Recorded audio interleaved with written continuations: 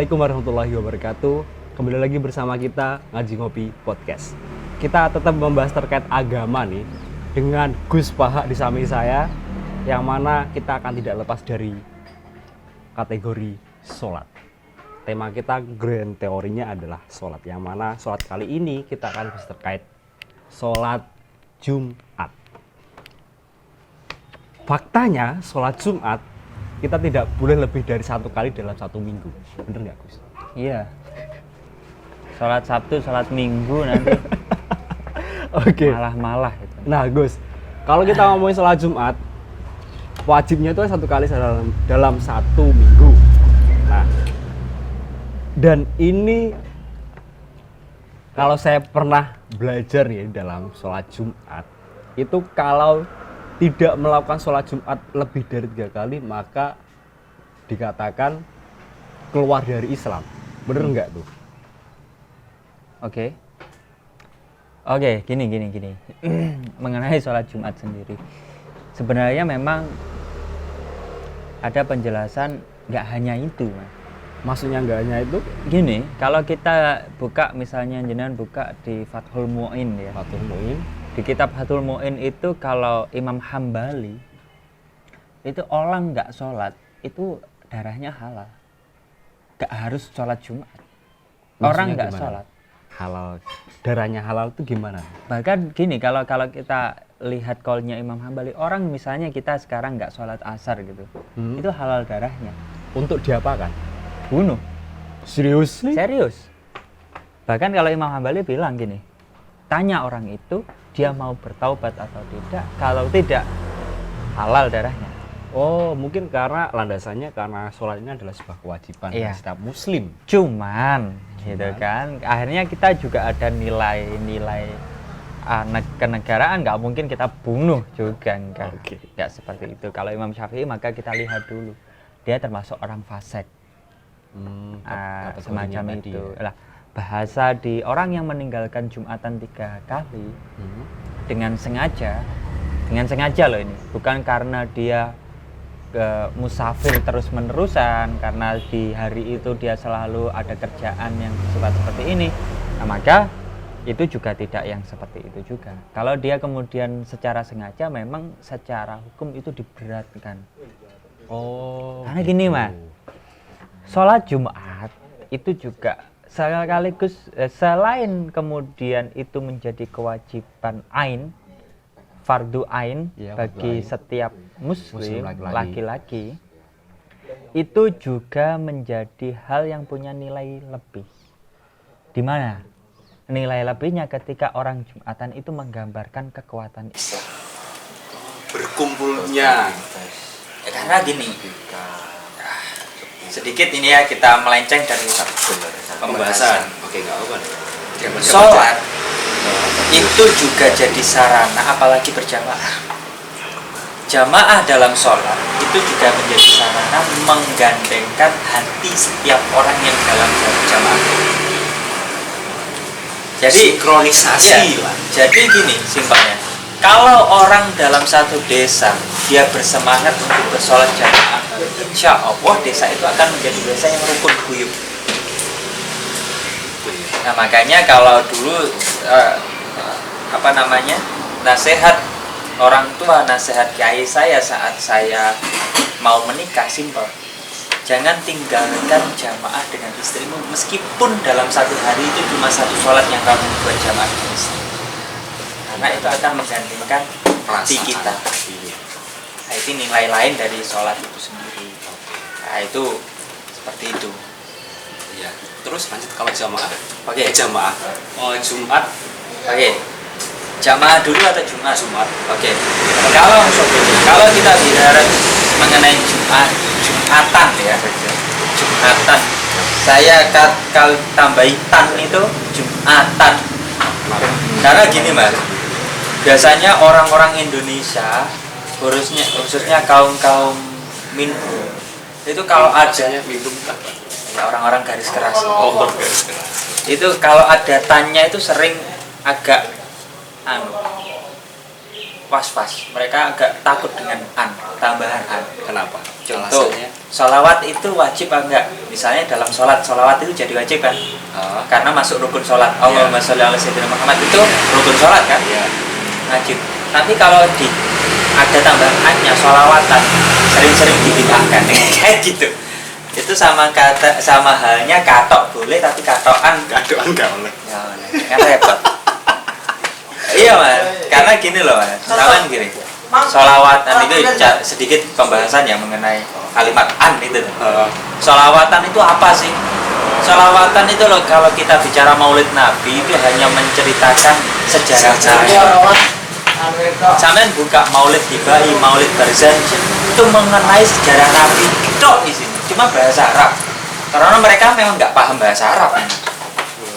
Kalau mereka paham, itu artinya loh cuma gini: Nabi lahir di Mekah, Nabi meninggal di Madinah, Nabi berpuasa di Syam, gitu dong. Masa itu Pak haram?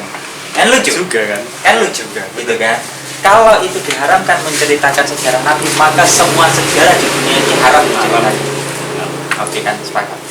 Mengenai Jumatan kembali itu hanya intermezzo karena banyak kaum an ini lah. Yang sering anti dengan kalimat an itu tadi. Nah, terus gini ya, mengenai Jumatan itu sholat fardu ain yang wajib berjamaah. Iya. Hanya sholat Jum'ah yang wajib berjamaah, yang lainnya sifatnya fardu kifayah. Jadi kalau dalam satu desa kita ini nggak ada jamaah, ini repot, maka semua berdosa. Tapi kalau sholat Jumat itu wajib dilakukan berjamaah. Oke, syarat sholat Jumatan itu satu, memang sama dengan rukun syarat-syaratnya sholat yang lain Biasanya. Iya, pastinya muslim, berakal dan lain. Tapi ada tambahannya. Apa tuh? Mustautin. Apa? Mustautin itu bukan orang mukim.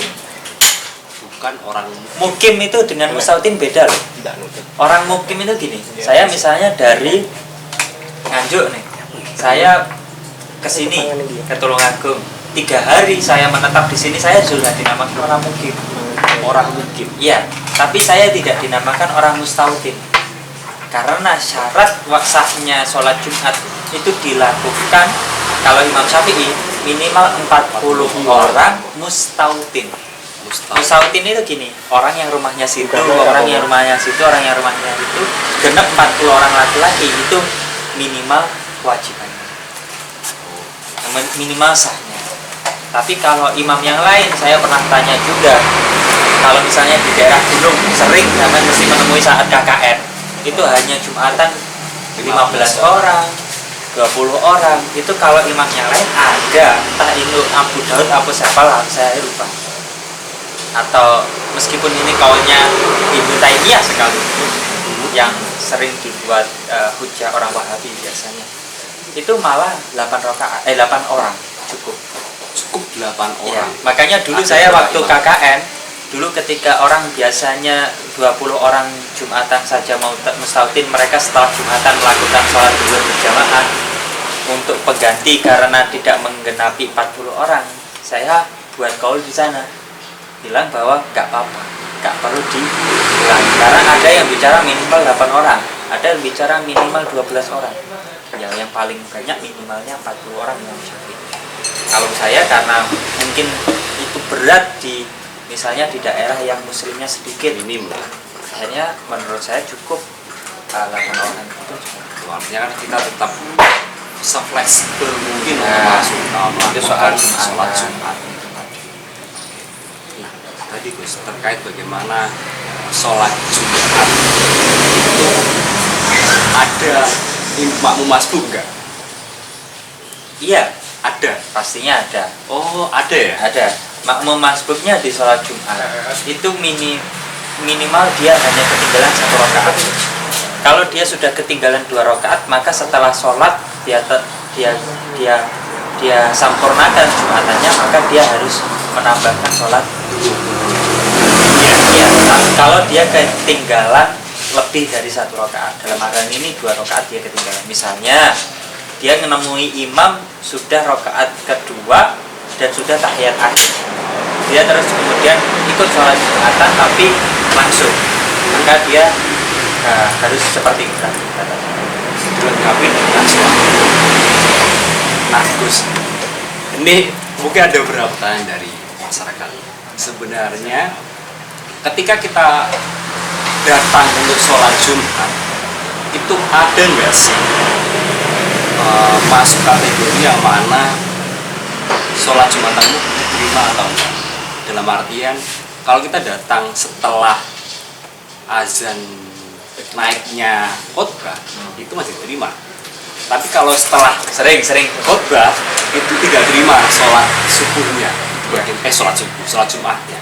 sebenarnya itu nggak ada Sama sekali.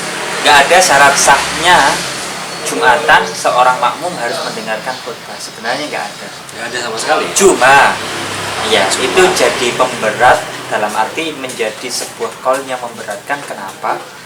Memberatkan yang bagus dalam hal ini. Kenapa? Karena biasanya orang umum, mohon maaf ya, orang awam pada umumnya itu yang bisanya mendapatkan pelajaran soal agama pada ya waktu waktu Jumat khutbah, maka ya dengarkanlah, jangan kemudian dia nggak meninggalkan. Kalau tahu di pondok-pondok yang sudah setiap harinya belajar soal agama, mereka khutbah nggak lebih dari 5 menit. karena udah sering Maka yang dilakukan hanya kewajiban khutbah, rukun khutbah saja. Rukun khutbah 1, khutbah 2, ada sholawatnya di tengah-tengah, membicarakan mengenai mengajak beriman kepada Allah. Dia hanya nggak sampai 5 menit 2 khutbah itu selesai. Oh gitu alasannya. Ya, tapi kalau di umum ya itu nggak pas. Berarti itu gini ya, ketika kita waktu Jumatan dan adanya sebuah khotbah, itu sebenarnya ada unsur kewajiban kita untuk datang. Iya. Sebenarnya. Atau kita bahasakan wajib atau enggak, itu tergantung dari kita menerimanya atau enggak. Tapi alangkah baiknya kita datang waktu sesi khotbah. Iya. Karena dalam waktu 1 minggu kita belum tentu mendapatkan keilmuan secara agama dalam pembahasan itu. Iya. Nah, terus bagaimana bila ketika kita melakukan sholat Jumat ada sebuah jamaah yang memisahkan diri, bukan memisahkan diri karena masjid itu sudah penuh, terus ada jarak mungkin 5 meter, 10 meter di tempat lain, apakah sholat yang mereka lakukan itu sah? Iya. Jarak maksimal yang memutuskan posisi, misalnya ini jamaahnya di sini, ada sekelompok orang yang kemudian jamaahnya terpisah. Ya. Jarak antara makmum terakhir yang gandeng dengan imam dengan yang terpisah ini kalau kita buat meter, aku lupa hitungan diroknya. Dirok itu apa? Dirok itu jadi hitungan segini. Oh, Sejengkal. Jengkal. Jadi hitungannya pakai jengkal. Entah ini dibuat 50 cm atau apa, kurang tepat karena ini bukan hitungan baku. Cuman kalau pernah saya pelajari hitungannya, berapa sekian dirok itu hitungannya kalau nggak salah sekitar 40 meter. 40 meter. Selama dia tidak terpisah lebih dari 40 meter itu tidak jadi masalah.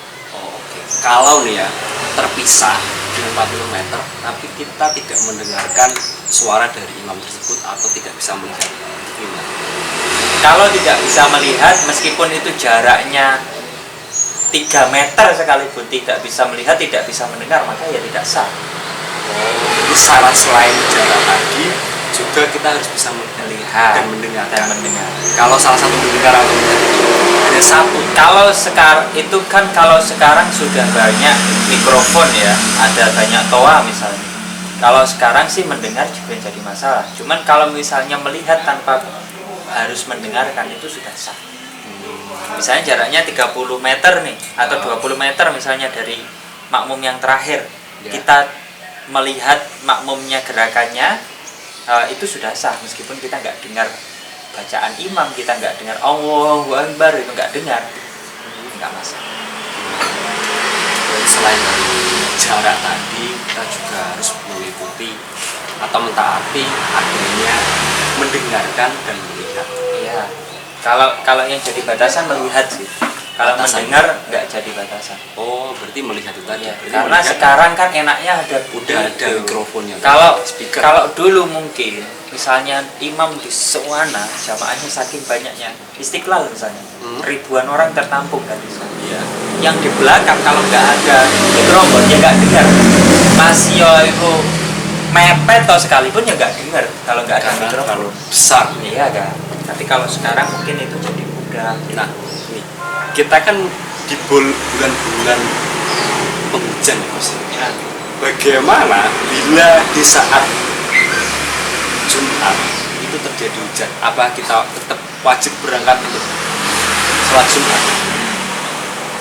Walaupun kita mengetahui sih bahwasannya sholat Jumat itu fardu ain, dan juga kita mengetahui bahwa Indonesia ini Oke. kalau nggak panas ya hujan. Oke. Jadi gini. Hujan itu termasuk uzur sholat sebenarnya. Oh, itu dalam termasuk jamaah. uzur. Dalam jamaah. Bahkan ketika hujannya misalnya ini di waktu zuhur nih, kita Jumat, kita jamaah zuhur misalnya. Tapi hujannya ini saking banternya dimungkinkan sampai asar. Kita loh jamak sholat boleh. Menjamak antara zuhur dan asar ini boleh. Kalau jamaah. Ya, tapi gini, kalau ini bicara Jumatan sebenarnya itu bisa menjadi uzur untuk tidak berangkat Jumatan. Cuman apakah sekarang jadi uzur gitu loh pertanyaannya. Misalnya sekarang mantol juga ada. Terus kemudian ya nggak sedikit juga yang kemudian punya mobil. Meskipun bahasanya kemudian uzurnya hujan seperti apa sih? Selama ketika kamu melangkah sekian langkah dari tempat itu menuju masjid itu kamu basah kuyup itu sudah menjadi uzur. Tapi nggak simple itu loh. Terus kemudian kamu bisa meninggalkan Jumatan. Bahasanya kamu ketika dipanggil pacar misalnya, Masa ya kamu nggak berangkat? iya meskipun hujan deras malah Gaspol. mumpung hujan nih kan. Oke nih Gus. Nah bagaimana nih? Kan Nah. kalau hujan itu kan posisi paling enak itu tidur. Terus Tiba-tiba kita tuh sebenarnya nggak ingin tuh untuk meninggalkan sholat Jumat karena kita hawanya ngantuk. Terus ketiduran. Oke, bahasa ketiduran itu harus ada klasifikasinya loh. gimana nih? Gini, ketiduran itu gini ya. Kamu duduk dalam misalnya ini masih jam 11, belum masuk waktu Jumat. Waktu Jumatan atau waktu zuhur. Sampean menunggu sebenarnya. Tapi sambil benain misalnya sampean sebagai orang yang servis HP misalnya. Sampean sambil benain HP terus sampean ketiduran gitu ya. Misalnya ketiduran itu bisa dikatakan ketiduran. Tapi kalau misalnya sampean di sofa terus geledak nggak niat tiduran tapi sambil HP terus ketiduran itu nggak bisa dinamakan ketiduran. Karena itu Ada unsur siap-siap. Yang geledak itu kan ya unsur siap-siap. Oke. Apalagi dikasih bantal. Oh. Aku ketiduran. Ya, itu. Oh, kembali tadi ke niat tadi ya. Kan kalau kita sudah berniat untuk Nah, melakukan sholat, sebenarnya kita sudah ada reaksi pindahan dari sebelumnya. Iya, bahasa ketiduran itu seperti itu. Kalau nih Gus, ketiduran saat khutbah itu membatalkan wudhu nggak? Lah, tidurnya seperti apa? Ini Ya, jadi kok duduk wudu. nih. Kita duduk nih. Saya ini jadi pembahasannya wudu. Ya, tapi kan masih dalam kategori sholat Oke, Jumat. nggak masalah ya. Ini bisa kita 10 mau jam ke nih. Australia loh ini. Jadi gini, kalau ini tadi membahasnya jadi wudu, membatalkan wudunya enggak saat khutbah ketiduran, gitu kan? Nah, Orang yang duduk dan menetapkan pantatnya, duburnya di tanah atau selain tanah, misalnya keramik atau apapun, selama dia tidak bersandar, jadi dia nggak bersandar, dia masih menetapkan terus ketiduran ini, maka dia tidak membatalkan wudhunya. Dia tidak membatalkan wudhunya. Tetapi kalau dia bersandar, dia tetap batal. oh berarti yang Gambarannya kalau sandarannya itu dihilangkan, maka dia akan terbuka lubang pantatnya. Dan lubang pantat ini tak terkontrol kalau sudah tidur, entah itu kentut atau apapun. Jadi yang itu yang dia digambarkan bahwa ini membatalkan sholat. Nah, jadi seperti itu. Artinya membatalkan wudhu itu ketika kita ada sandarannya. Kalau Duduk yang menetapkan pantat loh ya. Kalau duduknya misalnya gini, ya tetap batal. Karena nggak menetapkan pantatnya di bawah. Nah, jadi tuh guys, terkait bagaimana tata cara yang membatalkan sholat Jumat dan bagaimana syariat sholat Jumat, serta tentang jarak yang harus kita ketahui ketika melaksanakan makmum dari sholat Jumat. Jangan kemana-mana, tetap di Najwa Podcast. Wassalamualaikum warahmatullahi wabarakatuh.